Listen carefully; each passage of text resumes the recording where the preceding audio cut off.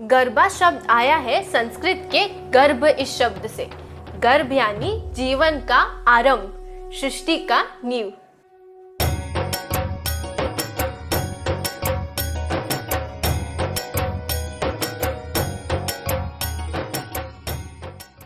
नमस्कार, स्वागत है आपका इस नए वीडियो में। नवरात्रि का नाम लेते ही आंखों के सामने आ जाती है आदिशक्ति, महिषासुरमर्दिनी, शक्ति की देवी। 9 दिनों तक भक्तगण माता की उपासना करते हैं और उनके 9 रूपों की पूजा करते हैं। इन दिनों की एक और खास बात है डांडिया और गरबा की धूम। लेकिन क्या आप जानते हैं गरबा और डांडिया सिर्फ नवरात्रि में ही क्यों खेले जाते हैं? क्यों नवरात्रि में रंग बिरंगे कपड़े पहनकर हजारों लोग एक साथ आते हैं? क्यों तालियों की लय और डांडिया की खनक में सब मिलकर गोल घेरे बनाते हैं?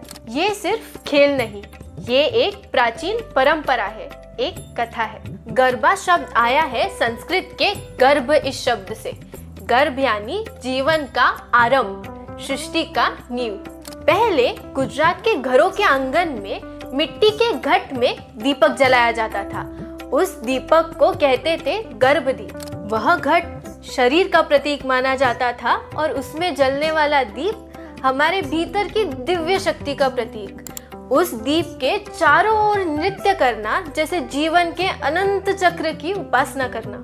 धीरे धीरे ये परंपरा आंगन से निकलकर मैदानों तक पहुंची। आज गरबा डांडिया दुनिया में हजारों लोगों की मौजूदगी में गीत संगीत की धुन पर खेला जाता है। गरबा और डांडिया दोनों अलग अलग पारंपरिक नृत्य शैलियां हैं। गरबा में हाथों से ताली बजाई जाती है और डांडिया में रंग बिरंगी लकड़ियों का प्रयोग होता है। गरबा की तालियां सिर्फ ताल पकड़ने के लिए नहीं होती। पहली ताली ब्रह्मा को अर्पित, दूसरी ताली भगवान विष्णु को और तीसरी ताली महादेव को अर्पित मानी जाती है। कहा जाता है कि इन तालियों की गूंज से अम्बा माता जागृत हो जाती है। गरबा हमेशा एक गोल घेरा बनाकर खेला जाता है। यह घेरा यानी कालचक्र, जन्म, मृत्यु और पुनर्जन्म का अंतहीन फेर। इस निरंतर बदलते चक्र में एक शक्ति शाश्वत रहती है, स्त्री रूप में विराजमान माँ दुर्गा की शक्ति।